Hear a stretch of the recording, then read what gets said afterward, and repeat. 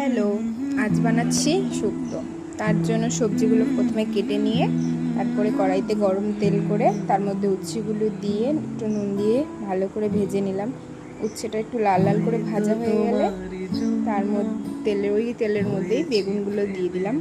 বেগুনগুলো একটু ভাজা হয়ে লাল লাল হয়ে গেলে ওগুলো তুলে নিয়ে তার মধ্যে দিয়ে দিলাম মিষ্টি আলুটাও ভাজা হয়ে গেলে একটু নরম হয়ে গেলে ওটা নামিয়ে নিয়ে তার মধ্যে আবার তেল দিয়ে একটু করে আলুগুলো দিয়ে দিলাম।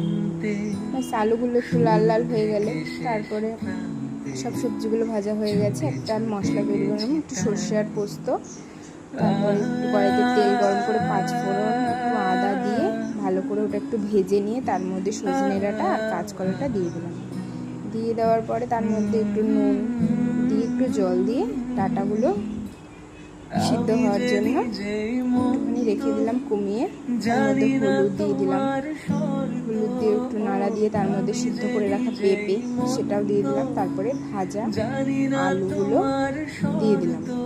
তারপরে একটু জিরের গুঁড়ো একটু ধনের গুঁড়ো দিয়ে একটু জল দিয়ে আবার কিছুক্ষণের জন্য রেখে দিলাম। তারপরে উচ্ছে আর বেগুনটাও দিয়ে দিলাম। একটু ভালো করে নাড়াচাড়া দিয়ে তার মধ্যে একটু দুধ দিয়ে দিলাম। দুধটা দেওয়ার পরে একটু রেখে দিয়ে তার মধ্যে একটু চিনি দেওয়ার পরে সর্ষে পোস্ত বাটাটাও দিয়ে দিলাম। তারপরে একটু ভাজা মশলা দিয়ে লাস্টে একটু ঘি ছড়িয়ে ব্যাস তৈরি হয়ে গেল সুস্বাদু টেস্টি শুক্তো।